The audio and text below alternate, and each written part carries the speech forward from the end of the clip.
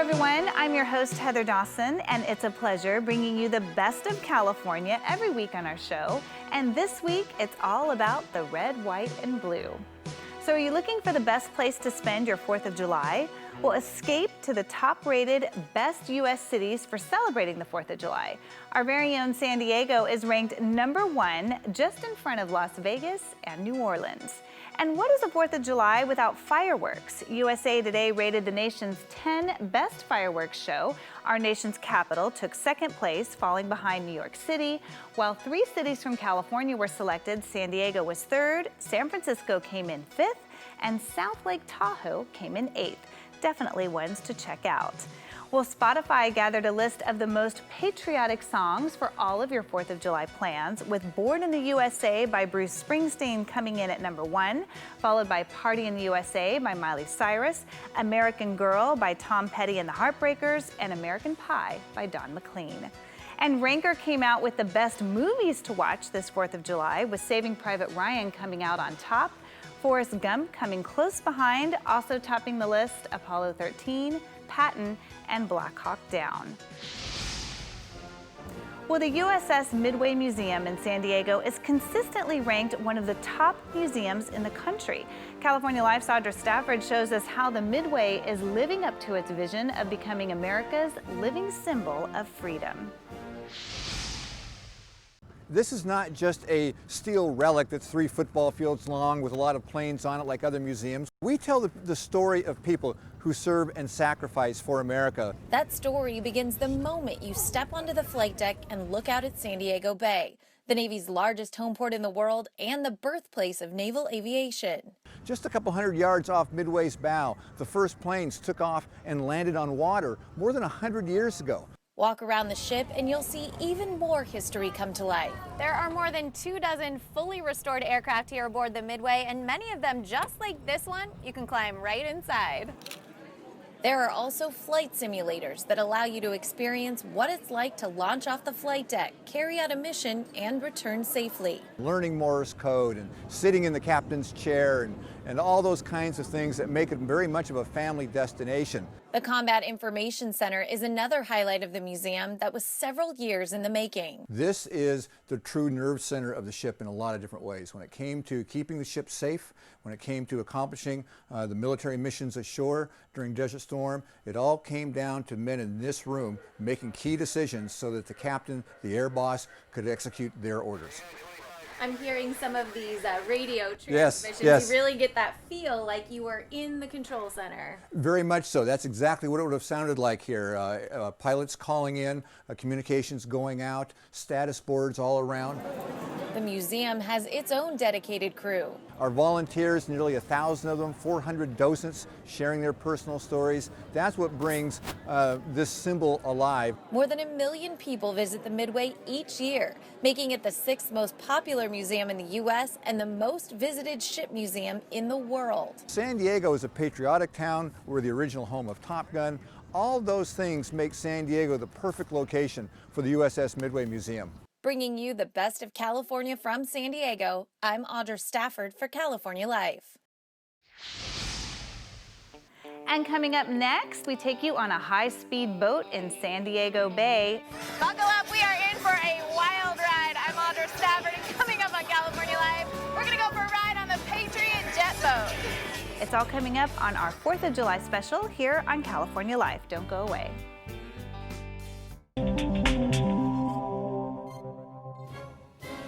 And now here's an interview with Lynn Novick, who collaborated with Ken Burns on the Vietnam War, airing on PBS.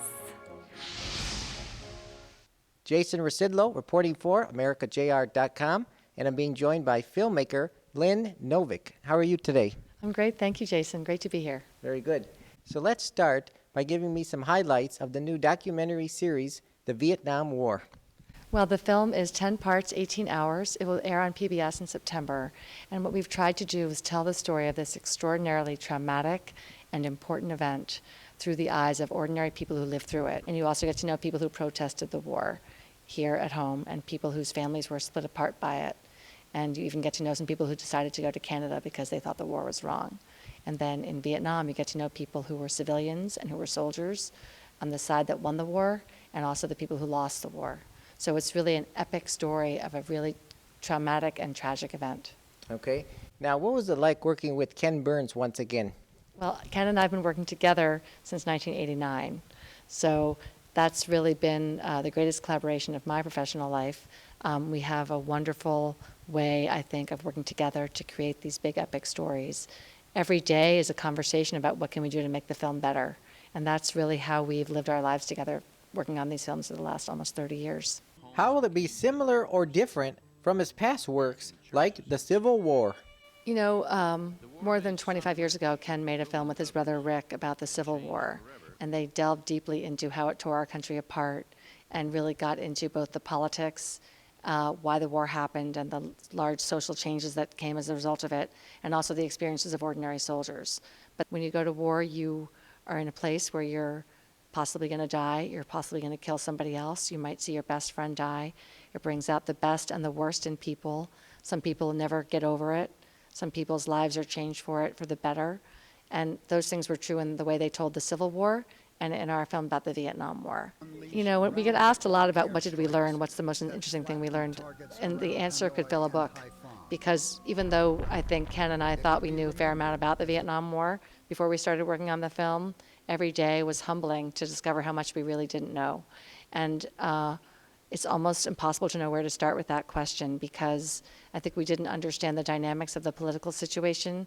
We didn't understand what was happening in Hanoi, what was happening in Saigon, what was happening inside the White House. And we didn't understand how complicated it was for the people who lived through it and had to make choices about what to do. So it's almost hard to know where to start. But one of the things we learned pretty early on in our process was that Americans, our American government and the American people thought we were fighting against the North Vietnamese, who were directed by someone named Ho Chi Minh.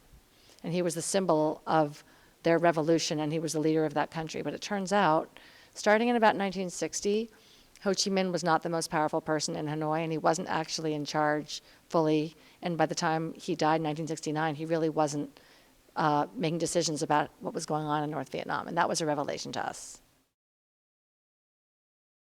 We started thinking about this film many, many years ago.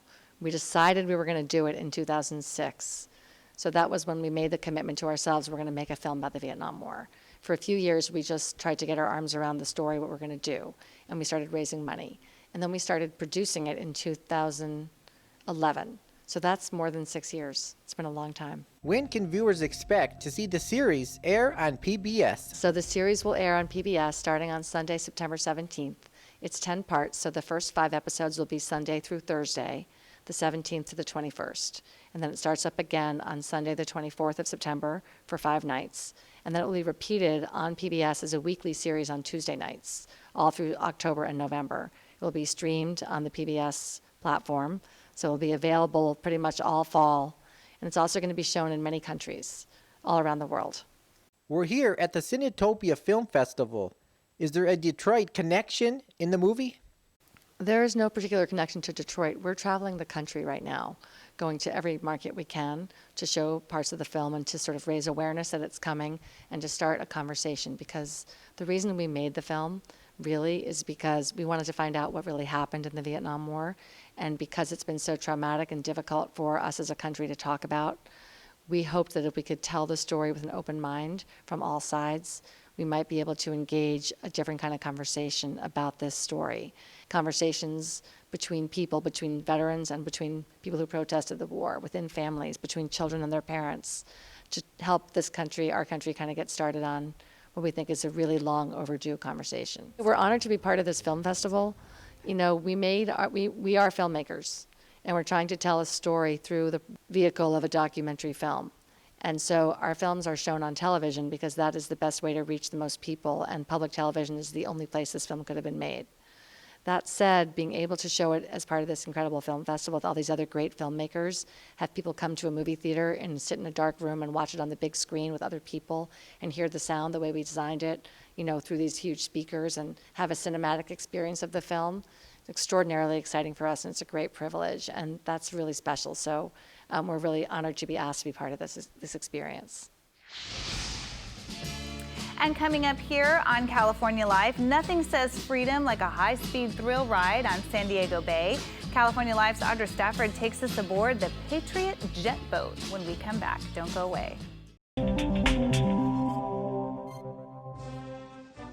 One of the hottest stars in country music today is currently on tour making waves show by show. But music is not Kip Moore's only passion. The multi-platinum singer-songwriter is also working on a new project that honors service members and their families. Alex Verde explains.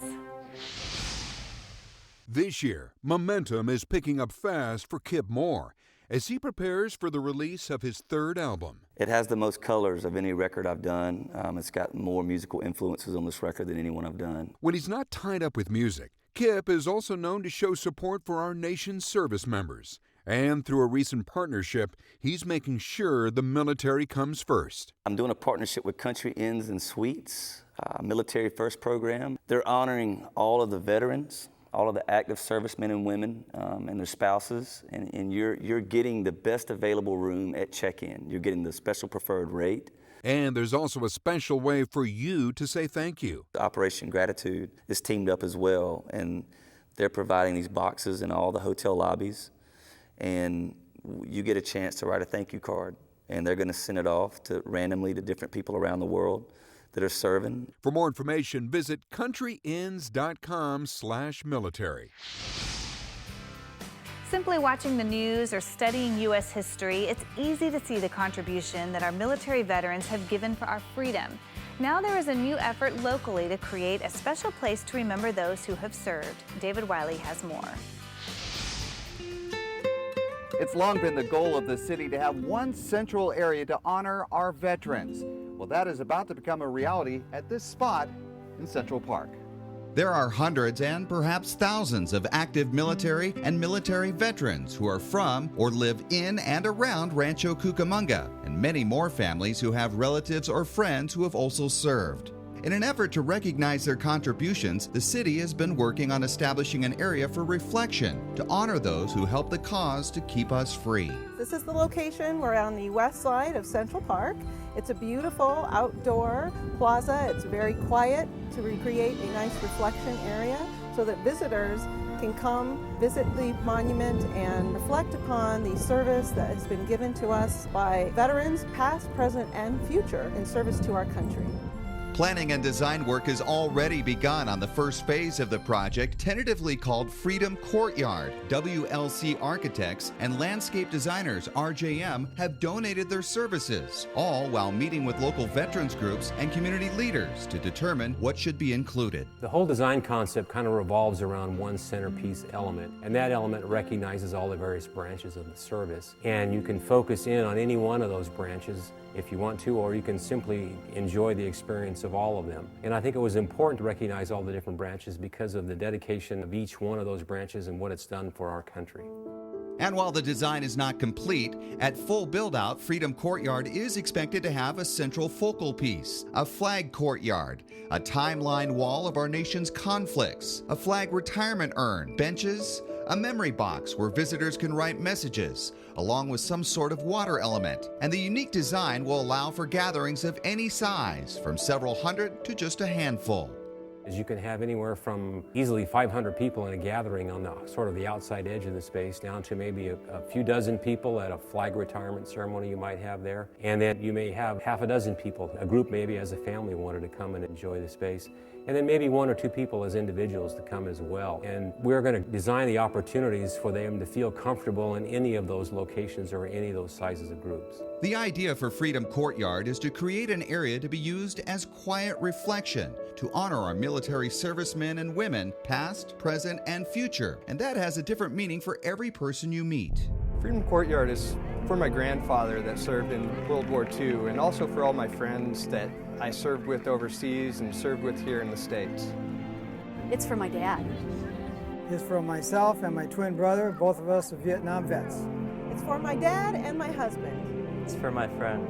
It's for my uncle. For my niece and her husband, who are both serving in Afghanistan. It's for my dad and my two sons. It's for our son. It's for me and my brothers. The reflection area is for all the vets, past, present, and future, and their families, and everyone in the community. Officials hope to break ground on the first phase of Freedom Courtyard in June of 2012, and while cost estimates haven't been finalized, fundraising efforts are underway, with generous donations already received from the Bridge family and 2 other local families who lost their sons in Iraq and Afghanistan. San Bernardino County has also made a donation, and personalized paver bricks are available for sponsorship that will be placed at Freedom Courtyard. So as the fundraising effort picks up steam, volunteers are needed to help. We need volunteers to spread the word about Freedom Courtyard to their friends, their families, and to the greater community. We need more volunteers to operate those informational and fundraising booths at community events. And of course, we welcome any and all volunteers, individuals and businesses who can get out there and help sell our commemorative bricks. Our volunteers are vital to making this happen. If you would like to give of your time or finances, or just learn more about the project, you can go to the Freedom Courtyard website at cityofrc.us/freedom or call 909-477-2760, extension 2207. And while completion of the first phase of Freedom Courtyard is still months away, it has already had a profound effect on local veterans. It's a great step forward, and it makes us feel more welcomed as we come back. As a younger generation of veterans, it's great to see the older veterans helping out and the city welcoming us back with open arms.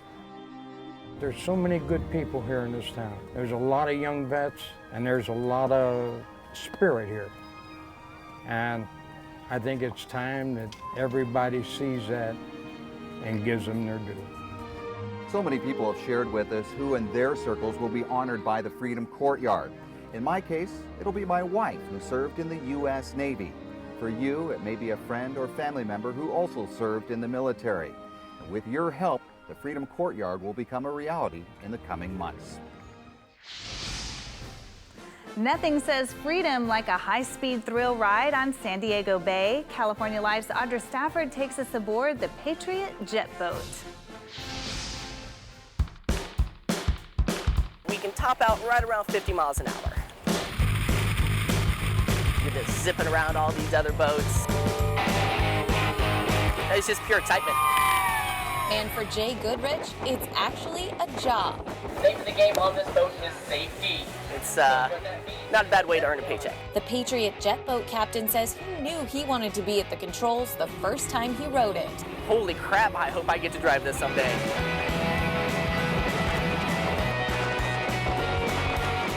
Now he's the one calling the shots. This is where the magic happens. Whenever it's time to go, we will just go full speed. As soon as you hear those engines wind up and those turbos really start whistling, you know it's go time. You just see the look of some terror, some excitement over their faces, and then we get going and people can tell they're like, I wasn't ready for this. The 30-minute ride is designed for maximum thrills. When we do our spins, basically we kick up this big wall of water, we let the wind blow it on top of us. Those high-speed 360-degree turns set the Patriot apart from jet boats in other major cities. We have jet controls, so they can go fast, but they can't do the spins like we can do. And they definitely don't have the same star-spangled spirit. Nothing says patriotic like the Patriot. Red, white, and blue, and what a better place than in San Diego. Just the history of the Navy and what they've done for us here at home and abroad. It's just our little way of saying thank you to them. For the freedom to just have fun.